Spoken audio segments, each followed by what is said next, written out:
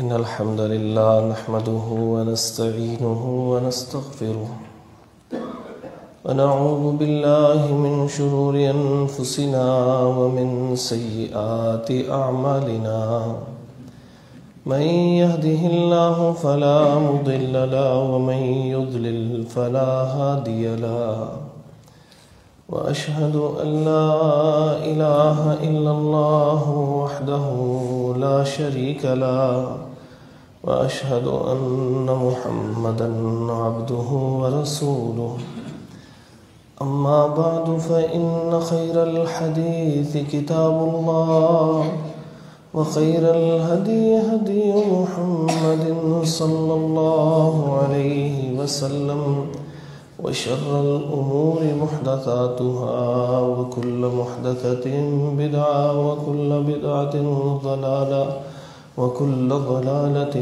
في النار فأعوذ بالله من الشيطان الرجيم بسم الله الرحمن الرحيم يا أيها الذين آمنوا اتقوا الله حق تقاته ولا تموتن إلا وأنتم مسلمون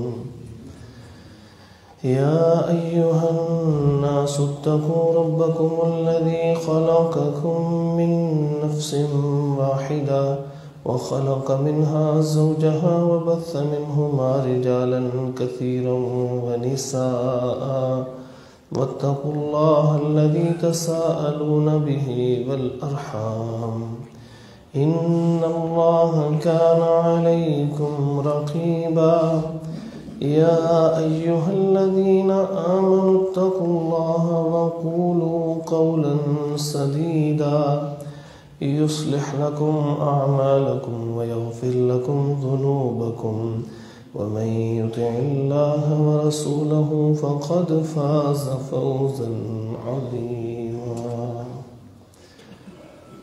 رب اشرح لي صدري ويسر لي أمري واحلل عقدة من لساني يفقهوا قولي اللهم تقبل منا صالح الأعمال وتجاوز عن سيئات أعمالنا. قال تبارك وتعالى في كلامه المجيد فأعوذ بالله من الشيطان الرجيم بسم الله الرحمن الرحيم يا أيها الذين آمنوا لا يسخر قوم من قوم. حضرات محترم سامعین کرام، ہمارے اس معاشرے کے اندر ہماری اخلاقی بگاڑ جو بڑھتا جا رہا ہے وہ دو قسم کا ہے. ایک کا تعلق ہمارا اپنی ذات کے ساتھ ہے اور دوسرے کا تعلق دوسروں کے ساتھ تعلقات کے ساتھ ہے. یعنی ایک وہ معاشرتی بگاڑ ہے کیونکہ ہم خود معاشرے کا حصہ ہیں کہ ہمارے اندر کچھ ایسی چیزیں آ چکی ہیں کہ اگر ان کی اصلاح نہ کی جائے گی تو معاشرہ نہیں سدھر سکے گا، کیونکہ ہم معاشرے کی اکائی ہیں. اور ایک کا تعلق دوسروں کے ساتھ رویے ہیں، ان کے حقوق و فرائض کے حوالے سے ہیں. تو دونوں قسم کے معاشرتی بگاڑ کے بارے میں چند باتیں میں آپ کے سامنے عرض کروں گا. اللہ تعالیٰ سے دعا ہے کہ اللہ تعالیٰ ہمیں ان باتوں پر عمل کی توفیق عطا فرمائے. سب سے پہلی چیز کہ جو ہمیں اس معاشرے کی اصلاح کے لیے کرنی ہے وہ اپنے اندر سے تصنع بناوٹ کو ختم کرنا ہوگا. اپنے اندر ایک عجیب بناوٹ تصنع، اس کو جب ہم داخل کر لیتے ہیں تو اس سے ہم معاشرے سے کٹ کے علیحدہ ہو جاتے ہیں. اور بناوٹی آدمی کبھی بھی معاشرے میں گھل مل نہیں سکتا، اور جتنے افراد ہوتے ہیں اس کے ماتحت ان کے اندر بھی یہی تصنع اور بناوٹ آنی شروع ہو جاتی ہے. عرف عام میں ہم نے اس کا نام رکھ رکھاؤ رکھا ہوا ہے. یہ جائز نہیں ہے۔ اب میں اس کی مثال رسول اللہ صلی اللہ علیہ وسلم کی حیات طیبہ سے دیتا ہوں۔ فرمایا ما انا من المتکلفین، میں تکلف کرنے والوں میں سے نہیں ہوں۔ عملی زندگی میں مثال یہ ہے نبی علیہ الصلوۃ والسلام کی کہ آپ صلی اللہ علیہ وسلم تمام صحابہ کے ساتھ وہی اعمال سر انجام دیا کرتے جو باقی صحابہ سر انجام دیا کرتے تھے۔ غزوہ خندق کی کھدائی ہو رہی ہے تو سرکار دو عالم صلی اللہ علیہ وسلم تمام صحابہ کے ساتھ مل کے خندق کھود رہے ہیں، حتیٰ کہ اس طرح بڑھ چڑھ کے عمل کیا کہ جب چٹان ٹوٹ نہیں رہی تو انہوں نے نبی صلی اللہ علیہ وسلم کو بلا لیا۔ انہوں نے کہا اللہ کے نبی صلی اللہ علیہ وسلم یہ چٹان ٹوٹ نہیں رہی۔ آپ نے کدال پکڑ کے اس پہ 3 ضربے مارے اور چٹان ٹوٹ گئی۔ کوئی بناوٹی زندگی نہیں رکھی کہ میں ایک کس مقام کے اوپر ہوں، امام الانبیاء ہوں اور میں معراج مجھے اللہ تعالیٰ نے یہ سعادت بھی عطا فرمائی ہے اور تم کرو کام جو کرنے والا ہے، میں کیوں کام کروں۔ اس طرح کی کوئی بناوٹی زندگی نہیں تھی نبی صلی اللہ علیہ وسلم۔ نبی مکرم صلی اللہ علیہ وسلم مجلس میں بیٹھتے تو صحابہ کے ساتھ مل کے اس طرح بیٹھتے کہ گویا ایک عام آدمی بیٹھتا ہے۔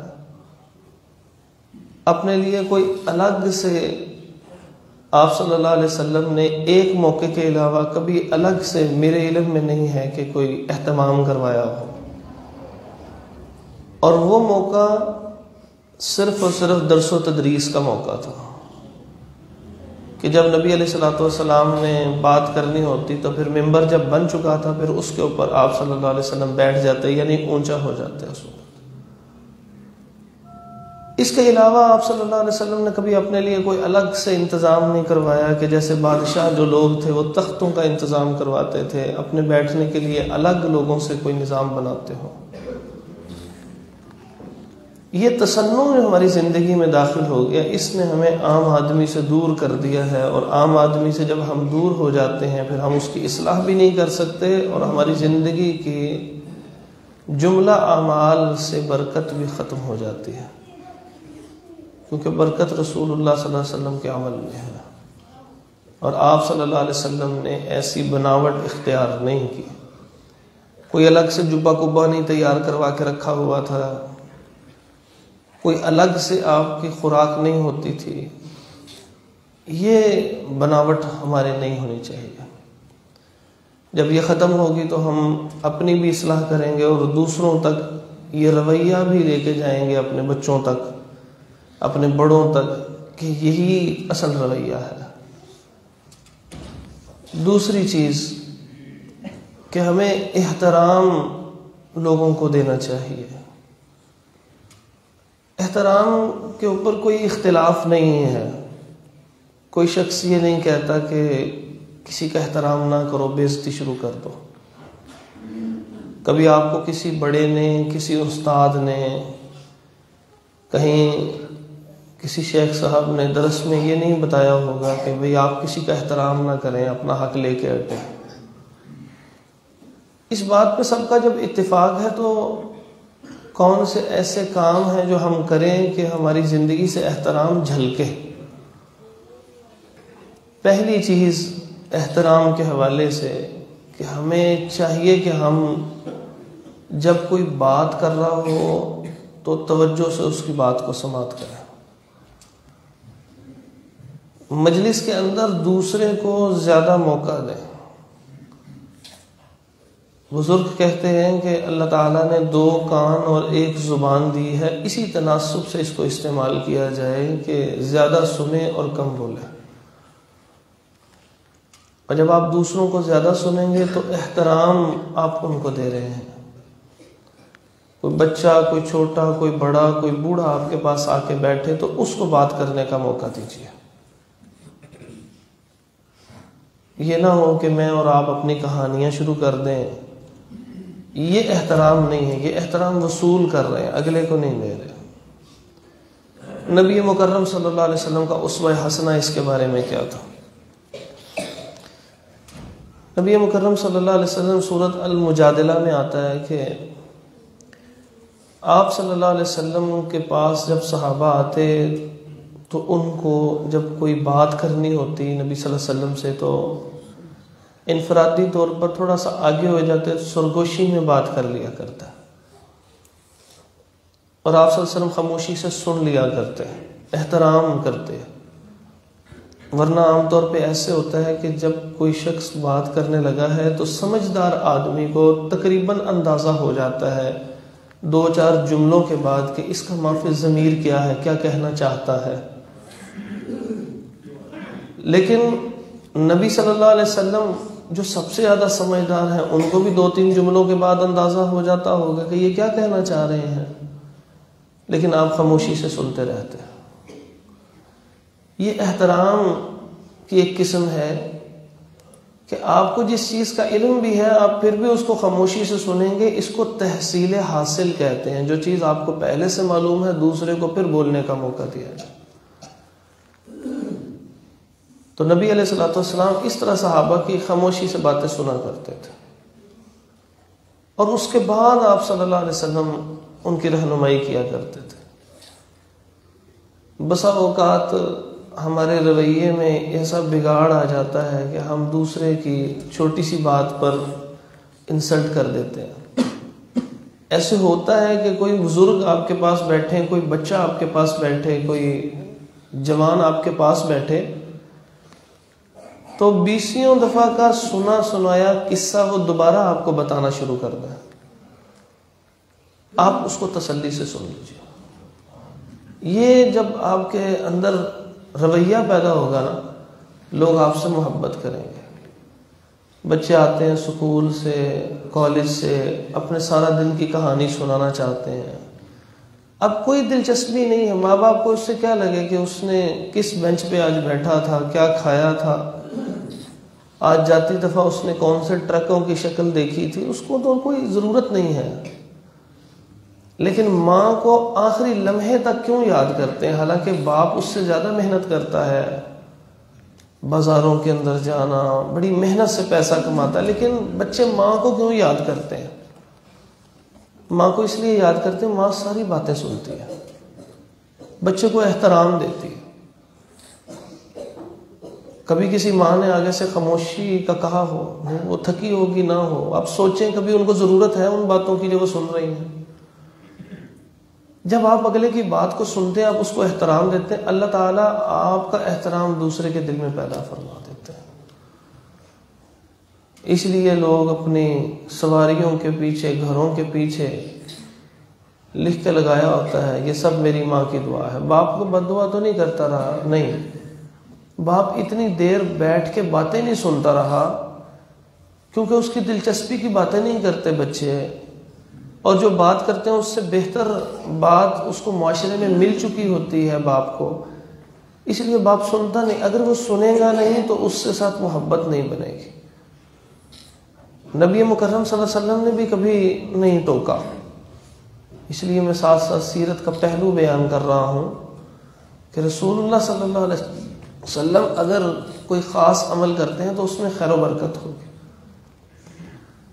احترام کا ایک پہلو یہ ہے کہ آپ اپنی جگہ جو ہے وہ کسی بڑے کے لیے خاص کر دیں۔ جب کوئی آئے تو اسی لمحے اس کے لیے اگر جگہ میسر نہ ہو تو اپنی جگہ دے سکتے ہیں۔ رسول اللہ صلی اللہ علیہ وسلم نے ارشاد فرمایا کہ وہ شخص ہم میں سے نہیں ہے کہ جو بڑوں کا ادب احترام نہ کرے، ادب نہ کرے، اور ہمارے چھوٹوں کے اوپر شفقت نہ کرے۔ ہمارا اس کے ساتھ کوئی تعلق نہیں ہے۔ یعنی مسلمان جو ہے وہ ایک ایسا معاشرہ ہے کہ جس کے اندر احترام اور ادب اور شفقت سارا کچھ پایا جاتا ہے، جس میں یہ نہیں پایا جاتا خالی نماز پڑھنے سے وہ اچھا مسلمان نہیں ہو سکتا، عبادات کے ساتھ نہیں اچھا صرف مسلمان ہو سکتا۔ یہ رویہ جو ہے معاشرتی، یہ بہت ضروری ہے۔ اب یہ احترام ہی کا ایک حصہ ہے کہ ہم جب کبھی کوئی شخص کوئی ایسے جملے ادا کر رہا ہے کہ جو جملے آپ کی سمجھ میں نہیں آ رہے اور آپ موضوع کو بدلنا چاہ رہے ہیں تو کسی ایسے انداز سے موضوع کو بدلیے کہ اس کو اپنی بے عزتی محسوس نہ ہو. بعض اوقات ہوتا ہے کہ کوئی صاحب کوئی غیبت شروع کر دیتے ہیں. اب غیبت تو نہیں آپ کو سننی چاہیے کیونکہ کبیرہ گناہ ہے. تھوڑا سا سنیں گے تھوڑی دیر بعد آپ بھی بات شروع کر دیں گے تو آپ غیبت تو کبیرہ گناہوں میں شمار ہو جائے. اس کے بارے میں تو بڑے سخت الفاظ ہیں کہ نبی صلی اللہ علیہ وسلم نے دیکھا کہ ایک شخص کو لمبے لمبے ناخن دیے ہوئے ہیں تانبے کے اللہ تعالیٰ نے، اور وہ اپنے جسم کو ننگے بدن کو چیر رہا ہے بار بار. تو یہ وہ پوچھا یہ کون لوگ ہیں؟ بتایا گیا کہ یہ وہ جو غیبتیں کرنے والے، چغلیاں کرنے والے لوگ ہیں اور بے عزتی کرنے والے لوگ ہیں. تو بڑا کبیرہ گناہ ہے. اب آپ اس کو کیسے بدلیں؟ اس کو فوری طور پہ کسی ایسے سوال میں لگا لیں کہ جس سے اس کا ذہن دوسری طرف منتقل ہو جائے. احترام کی ایک شکل یہ ہے کہ کسی شخص کی ضرورت جو ہو اس کے کہنے سے پہلے اس کو پورا کیا جائے. صحیح بخاری کے اندر روایت موجود ہے کہ رسول اللہ صلی اللہ علیہ وسلم کی عادت مبارکہ تھی جب بھی بیت الخلاء سے آتے تو وضو فرمایا کرتے تھے آپ صلی اللہ علیہ وسلم. تو جب آپ صلی اللہ علیہ وسلم جو ہیں وہ دور گئے اور دور سے جب واپس آئے بیت الخلاء سے تو ایک نوجوان بچے نے آپ صلی اللہ علیہ وسلم کے آنے کے وقت میں آپ کے لیے پانی مہیا کر کے دیا کہ آپ صلی اللہ علیہ وسلم ہاتھ وغیرہ دھو لیں گے اور ساتھ وضو کرتے ہیں آپ صلی اللہ علیہ وسلم. اس کو احساس تھا. اب اگر حضور صلی اللہ علیہ وسلم کی عادت مبارکہ ڈانٹنے کی ہوتی تو بچے قریب نہ جاتے. جب ہم بات بے بات چھوٹے چھوٹے بچوں کو ڈانٹنا شروع کر دیتے ہیں پھر مسجدیں بھی بے آباد ہو جاتی ہیں. کیا پہن کے آئے ہو؟ اچھا بچہ نکر پہن کے آ گیا تو کیا ہو گیا؟ بچہ ہے نا چھوٹا سا، اس کو مت ڈانٹیے. اس کو پیار سے سمجھا دیں کہ بیٹا اس میں اتنے خوبصورت نہیں لگ رہے، آپ جو اس دن لباس پہن کے آئے تھے بڑے پیارے لگ رہے تھے آپ. اس کو خود ہی احساس ہو جائے گا. ویسے تو ہم کہتے ہیں نا ہمارے بچے بڑے سمجھدار ہیں، موبائل پہ وہ چیزیں اس کا استعمال جانتے جو ہم نہیں جانتے. تو کیا وہ یہ سمجھدار نہیں ہوگا کہ میرے بزرگ مجھے پیار سے سمجھا رہے ہیں کہ یہ لباس اچھا نہیں، نہ کہ اس کو ڈانٹ دیا، اس کو کہا یہ کیا پہن کے آ گئے ہو، اس طرح نماز نہیں ہوتی. تو اگر وہ نماز پڑھنے آیا ہے اور اس حالت میں اس کی نماز نہیں ہوتی جس طرح سمجھایا، تو جب وہ نماز ہی پڑھنے نہیں آئے گا پھر ہو جائے گی، پھر وہ غصے سے نماز ہی پڑھنے نہیں آئے گا. اس کو پیار سے سمجھا دیں. اور نبی علیہ الصلوۃ والسلام کی وہ میں بات آپ سے ذکر کر رہا تھا کہ وہ چھوٹے نوجوان بچے نے اس نے لا کے پانی رکھ دیا اس بچے نے. آپ صلی اللہ علیہ وسلم کو احساس ہوا کہ یہ کسی نے اتنی محبت کا اظہار کیا. پوچھا یہ کس نے کیا؟ اس نے حضور صلی اللہ علیہ وسلم کا احترام کیا. انہوں نے کہا جی عبداللہ بن عباس رضی اللہ تعالیٰ عنہ نے کیا. آپ صلی اللہ علیہ وسلم نے ان کے لیے ڈھیروں دعائیں کی. یہ احترام ہے کہ کسی کی جو ضرورت ہے آپ کو اندازہ ہے نا کہ ان کو یہ ضرورت ہے، تو اس کام کے پڑھنے سے پہلے اس کی ضرورت پوری کر دیجیے. تو یہ بھی ایک احترام ہوتا ہے.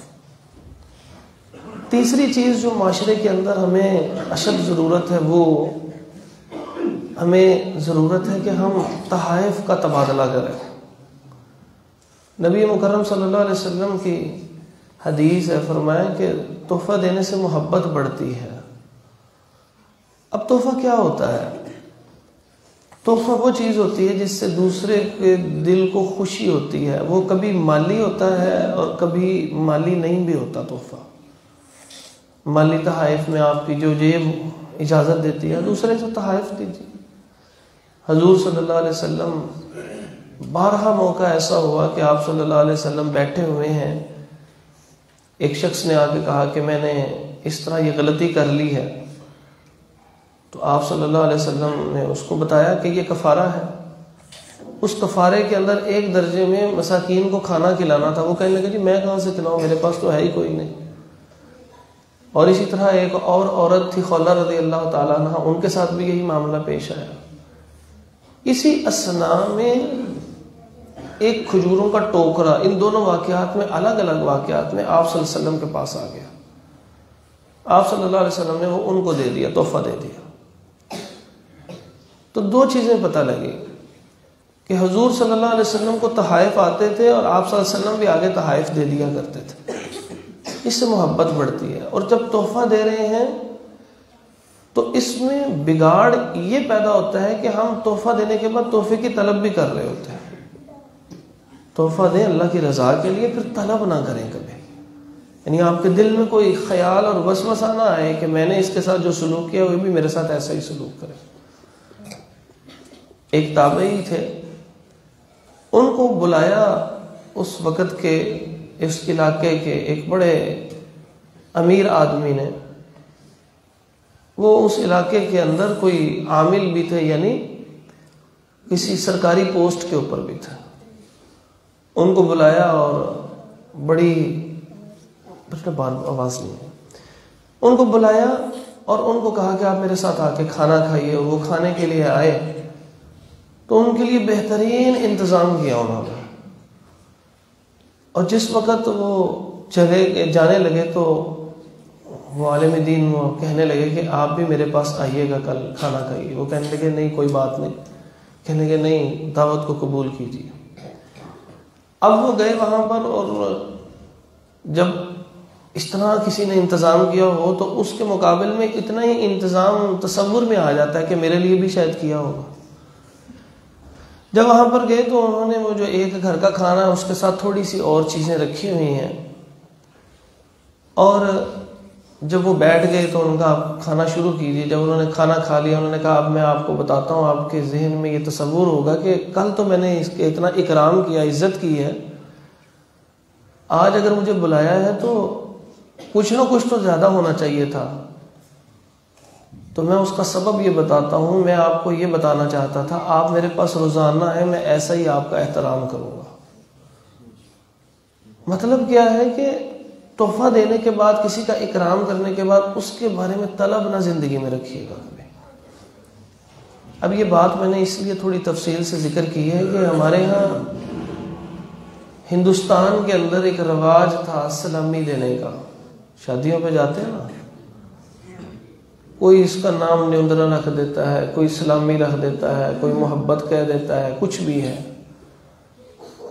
یہ اس قدر راسخ ہو گیا ہمارے اندر کہ ہمیں طلب ہوتی ہے کہ یہ آیا اور خالی آج چلا گیا ہے، اور ہم بھی بڑا برا سا محسوس بعض اوقات کر رہے ہوتے ہیں کہ ایسا کیوں کیا گیا ہے، میں نے تو فلاں کی شادی پہ اتنا کچھ دیا تھا، اس نے مجھے کیوں کچھ نہیں دیا۔ یہ جو طلب ہے نا، یہ درست نہیں ہے، یہ لڑائیوں کا سبب ہے۔ بھائی بھائی سے ساری زندگی نہیں ملتا، کس وجہ سے کہ میں تے دی شادی تے ہے کچھ دیتا سی، او کی دے کے گیا سی، او کی ورت کے گیا سی۔ گھر میں بیٹھے پوچھتے ہیں کہ فلاں کی شادی آ گئی ہے تو بتاؤ بھائی، پہلے وہ کاپیوں پہ لکھ لیتے تھے، اب کاپیوں پہ نہیں لکھتے تو زبانی یادداشت سے گزارا کرتے ہیں، کہتے ہیں جی بتاؤ وہ کیا دے کے گیا تھا، وہ یہ دے کے گیا تھا، اچھا یہ چیز پھر ہم اس کے مقابلے میں دے دیں۔ تو یہ تحفہ تو پھر اس کا بھی نہ ہوا، آپ کا بھی نہ ہوا۔ جو چیز دیں اللہ کی رضا کے لیے دیجیے۔ تو یہ جو میں آپ سے کہہ رہا ہوں کہ تحائف دینے سے محبت بڑھتی ہے، اس کی شرط یہ ہے کہ اللہ کی رضا کے لیے ہو، طلب نہ ہو کبھی بھی کہ مجھے بھی اس کے مقابل میں دیا جائے گا۔ جب کوئی کام اللہ کی رضا کے لیے کیا جاتا ہے پھر اس میں طلب نہیں ہوتی، واپسی کی طلب کے بغیر ہوتا۔ تحفے کی ایک شکل یہ ہے کہ ہم دوسرے بندے کو ذہنی طور پہ خوش کر دیں، یہ بھی ایک تحفہ ہوتا ہے۔ مال ہی صرف تحائف میں نہیں آتا ہے کہ آپ نے کسی کو کوئی سوٹ ہے، کوئی جوتا ہے، کوئی اس کی گھر کی ضرورت ہے، یہ چیزیں ہی صرف نہیں آتی ہیں، لیکن صرف یہی نہیں آتے۔ کسی بیمار کی تیمارداری کرنا بہت بڑا تحفہ ہوتا ہے۔ آپ کسی وقت اس سے پوچھیں، اس کو وقت دیں جا کے تھوڑا سا یہ اتنا بڑا اس کے لیے تحفہ ہوگا جو اس کی اولاد بھی بسا اوقات نہیں دے سک رہی ہوتی. اپنے رشتہ دار دیکھیں کتنے غریب ہوں یا امیر ہوں، جو بیمار ہے وہ سب برابر ہوتے ہیں. یعنی بیمار کے لیے نہ امیر بچوں کے پاس ٹائم ہے نہ غریب بچوں کے پاس ٹائم ہے. اچھا وہ یہ نہیں ہے کہ جان بوجھ کے کرتے ہیں، بلکہ وہ مجبور ہیں کیونکہ انہیں اس زندگی کی ضروریات کو حاصل کرنے کے لیے محنت کی ضرورت ہوتی ہے، اس لیے وہ مصروف ہیں. تو جو گھر کے اندر مائی بابا جوان کسی مرض میں مبتلا ہے اور وہ کافی عرصے سے مرض میں مبتلا ہے، اس کے لیے وقت نکال کے جائیں، یہ آپ کا بہت بڑا تحفہ ہوگا اس کے لیے. آئیے رسول اللہ صلی اللہ علیہ وسلم کی زندگی سے بھی کوئی مثال لے لیتے ہیں. حضور صلی اللہ علیہ وسلم ایک مرتبہ پوچھتے ہیں کہ وہ ایک نوجوان لڑکا آتا ہوتا تھا، وہ نہیں آ رہا، اور وہ لڑکا یہودی لڑکا تھا، کسی مسلمان کی بات نہیں ہو رہی. آپ صلی اللہ علیہ وسلم سے عرض کیا گیا کہ اللہ کے رسول صلی اللہ علیہ وسلم وہ تو شدید بیمار ہے اس وقت. آپ صلی اللہ علیہ وسلم نے ایک لمحے کی تاخیر نہیں کی. آپ صلی اللہ علیہ وسلم نے اسی وقت کہا کہ چلو ابھی اس کی طرف چلتے ہیں. نیکی میں کبھی تاخیر نہیں کرتے تھے نبی صلی اللہ علیہ وسلم. صحابہ کو ساتھ لیا اور چل پڑے. اس گھر میں پہنچے، اس بچے کو دین اسلام کی تبلیغ کی، پھر اسلام پیش کیا. یہ آپ صلی اللہ علیہ وسلم سے محبت کرتا تھا، آپ کی خدمت کرتا ہوتا تھا. تو اس نے اس بیماری کی حالت میں اپنے باپ کی طرف دیکھا کہ کیا کروں اب میں. تو اس نے جب دیکھا تو باپ نے اشارہ کیا کہ بات مان لو، کیونکہ یہودیوں کو معلوم تھا کہ ہیں یہ سچے نبی، زبان سے مانتے نہیں تھے بس. اس نے کلمہ پڑھا، اسی لمحے اس کا آخری وقت شروع ہوا اور وہ فوت ہو گیا. یہ تیمارداری کا تحفہ آپ صلی اللہ علیہ وسلم نے اس کو دیا، جس کے بعد اس کو بھی نصیب ہوا کلمہ. تو یہ جو ہم بار بار لوگوں سے کہتے ہیں نا کہ میرے لیے دعا کرنا، ہم تو دعا کے اتنے حریص ہیں، راہ چلتے کسی بھی نشئی کو بھی 4 پیسے دے کے کہہ دیتے ہیں میرے واسطے دعا کرنا. بچوں کے امتحانات ہوتے ہیں نا جب، تو بچے بھی جاتی دفعہ ضرور کہیں نہ کہیں صدقہ و خیرات کر رہے ہوتے ہیں. ہم دعا چاہتے ہیں لوگ ہمارے لیے کریں. تو جب آپ کبھی ایسا تحفہ کسی کو دیں گے نا، اپنے وقت کا تحفہ کسی بیمار کی عیادت کے لیے جائیں گے، تو وہ آپ کو کہنا نہیں پڑے گا، وہ خود بخود ہی آپ کے لیے دعا کرے گا. طے کر لیجئے کہ کبھی زندگی میں ایک روٹین بنانی ہے ہمیں کہ ہم نے اپنے ان بیمار افراد کے لیے یہ تحفہ ضرور مہیا کرنا ہے. ایک چیز ہمارے معاشرتی رویوں میں جو بگاڑ پیدا کرتی ہے وہ ہے کہ جو ہم پاکیزگی سے دور ہوتے چلے جا رہے ہیں. رسول اللہ صلی اللہ علیہ وسلم کی زندگی کا جو آخری عمل تھا، سیدہ فرماتی ہے میرے ساتھ ٹیک لگائے ہوئے تھے آپ صلی اللہ علیہ وسلم. سوموار کا دن فجر کی نماز کے بعد کا وقت تھا، تو میرے ساتھ ٹیک لگائی تھی نبی علیہ الصلوۃ والسلام نے کہ میرے بھائی اندر داخل ہوئے تو ان کے پاس مسواک تھی. نبی صلی اللہ علیہ وسلم نے اس طرف دیکھا تو مجھے احساس ہوا کہ آپ مسواک طلب کر رہے ہیں. حضور علیہ الصلوۃ والسلام کی اس خواہش کے اوپر سیدہ نے وہ مسواک لی ان سے اور اس کو اچھی طرح چبا کے نرم کیا کہ آپ صلی اللہ علیہ وسلم کو اس بیماری میں پریشانی نہ ہو، چبانے کی زحمت نہ کرنی پڑے. تو وہ نرم کر کے آپ صلی اللہ علیہ وسلم کو دیا. آپ صلی اللہ علیہ وسلم نے وہ مسواک کی. کس قدر پاکیزہ نبی تھے. اب یہ اتنے پاکیزہ نبی ہوں اور ان کی امت پاکیزگی سے دور ہوتی چلی جائے. دیکھیں آپ اکثر نوجوان ہیں، میں نے آپ کے سامنے عملی مثالیں کچھ رکھی ہیں، ابھی بھی ایک عملی مثال ہی رکھنے لگا ہوں. پاکیزگی کے حوالے سے یاد رکھیے گا کہ یہ جو حدیث ہے نا کہ صفائی نصف ایمان ہے، طہارت نصف ایمان ہے، یہ صفائی سے مراد صرف جسم کی صفائی مراد لیتے ہیں، یہی نہیں ہے. آپ کے دل کی صفائی، عقیدے کی صفائی، اعمال کی صفائی، جسم کی صفائی، زبان، رویوں کی صفائی بھی ساتھ ہی شامل ہے۔ اور اس سے صرف یہی مراد نہیں ہے کہ میں اپنے گھر کو صاف رکھوں، اپنے کمرے کو صاف رکھوں۔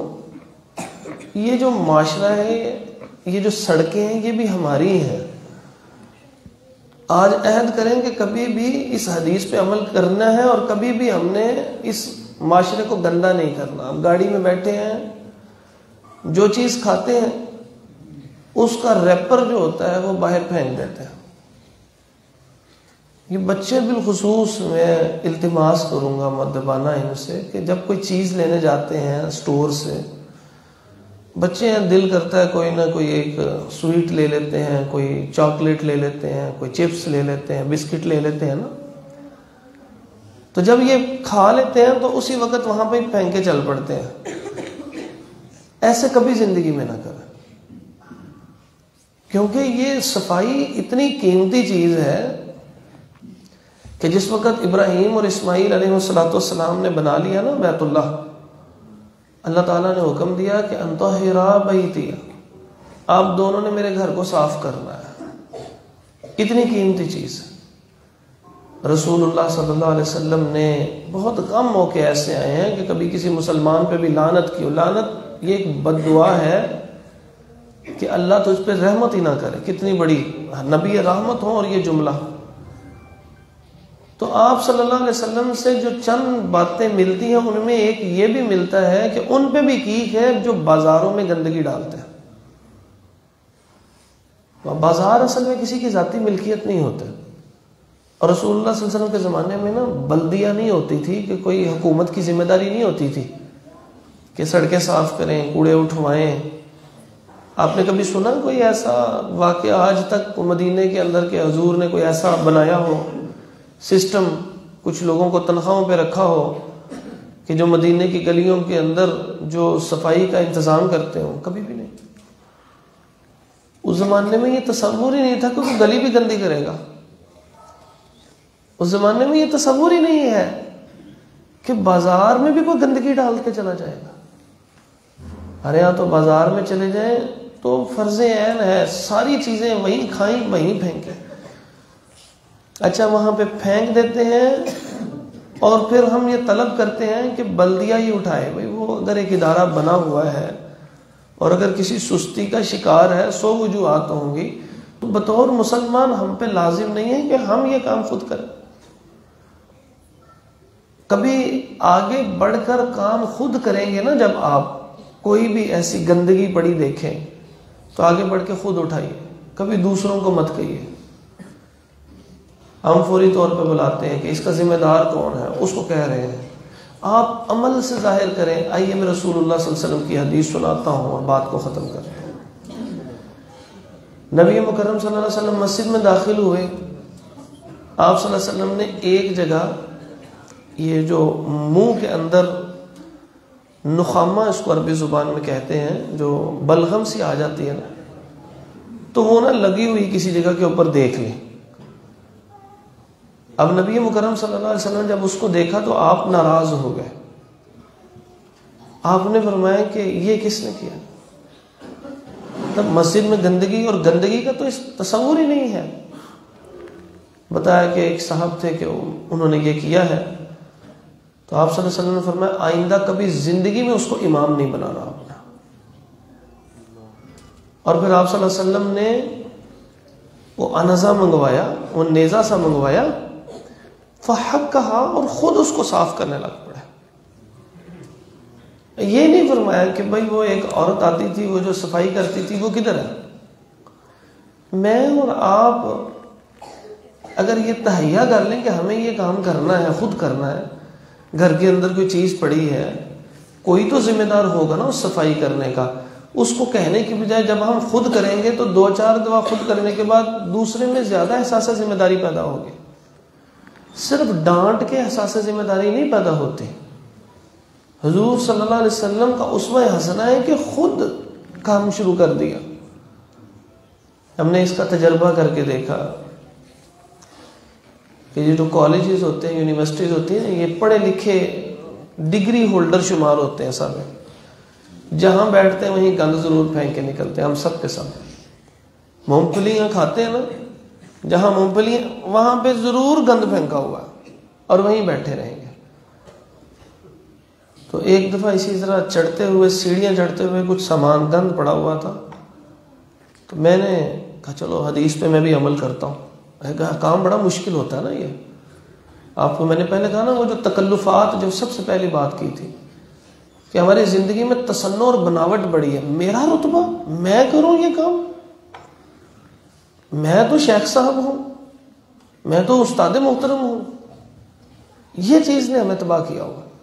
حضور نے خود گندگی کو صاف کیا, حضور سے بڑا کون ہوگا, لیکن کام ذرا مشکل ہوتا. تو میں نے نا نیچے وہ پڑے ہوئے تھے ریپر, وہ اٹھائے, تو وہ جتنے وہ بچے تھے کالج کے وہ جلدی سے بھاگتے ہیں, نہیں سر ہم اٹھا لیتے ہیں. اور وہ پھر جو کسی نے آ کے صاف کرنا تھا, ان کی آدھی چھٹی کے بعد وہ صاف کرنے والے جو متعین افراد ہیں, ان کے کرنے کے بغیر سارا صاف ہو گیا خود بخود. اتنی خیر ہوتی ہے رسول اللہ صلی اللہ علیہ وسلم کے اعمال کے اندر. خود کیجئے, چلتی گاڑی سے کبھی ریپر باہر نہ پھینکیے. بڑا وہ سمجھدار آدمی ہوتا ہے جو گاڑی کا شیشہ نیچے کرتا ہے اور گھما کے دور پھینکتا ہے سڑک سے کہ لو جی اب گندگی نظر نہیں آئے گی. ساری گندگیوں والے کام ہیں یہ. گاڑی میں رکھ لیں ایک شاپ پر جہاں ڈسٹ بن آئے, باقاعدہ طور پہ اسے رکھیں, طے کریں یہ چیزیں. میں نے آپ کے سامنے کچھ چیزیں ذکر کی ہیں. اللہ تبارک و تعالیٰ سے دعا ہے کہ اللہ تعالیٰ ہمیں ان پہ عمل کرنے کی توفیق عطا فرما دے. یہ عملی پہلو جو ہیں, میں ان میں سے چند ایک کو دہراتا ہوں, آپ اس کو سنتے جائیے. میں نے عرض کیا کہ کبھی بھی میں اور آپ جہاں کہیں کوئی چیز کھائیں گے وہاں گندگی نہیں ڈالیں گے. یہ جتنے بچے ہیں نا, خصوصاً میرے بیٹے, آپ نے کبھی بھی ریپر کو بسکٹ کھا کے وہیں دکان کے اندر نہیں پھینک کے جانا, سڑک پہ نہیں پھینک کے جانا. اور دوسری ہم نے ایک بات یہ بھی عملی طور پہ کی کہ ہم نے ہمیشہ بزرگوں کے لیے جگہ خالی کر کے دے دی. حتیٰ کہ آپ کو پہلی صف سے بھی پیچھے ہٹنا پڑے نا, کوئی بات نہیں, بزرگ ہے احترام کیجیے, کوئی حرج والی بات نہیں. اور بناوٹی زندگی سے پرہیز کرنا ہے ہمیں. ہم نے اپنے دوستوں کو جو تحفہ دینا ہے ان میں سے قیمتی تحفہ کیا ہے کہ ان کو بیماروں کی تیمارداری کرنی ہے اور ان کو وقت دینا ہے. یہ ہمارا تحفہ ہے انشاءاللہ. اور میں نے احترام میں آپ سے کہا تھا کہ دوسروں کی باتوں کو زیادہ توجہ سے سننا. جو بات آپ کے مطلب کی نہیں ہے یا آپ کو پہلے سے پتہ ہے تب بھی خاموشی سے سننا. یہ بھی ایک احترام ہے انشاءاللہ. کم بولنا, زیادہ سننا ہے, یہ حضور کی سنت ہے. تو یہ اعمال جو ہیں اللہ تعالی ہمیں کرنے کی توفیق عطا فرمائے. اقول قولی ھذا استغفر اللہ لی ولکم ولجمیع المسلمین.